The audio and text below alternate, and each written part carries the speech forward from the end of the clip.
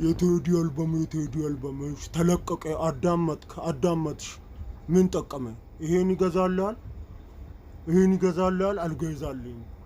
እሱ 40 እና 30 ሚሊዮን ሽጦ ኪስ ውስጥ ድርግም ምን ይጠቅማል? ምን ይጠቅምሻል? ይሄን አይገዛልሽም። ለአንቺ ለአንተ ገባ። ሊያሳስብሽ የሚገባ ኢራን ሆርሙዝ ሰርጥ ዘግታ አፍሪካ ላይ ነዳጅ እንዳይገባ እያደረገች ነው። ይሄ አያሳስብም?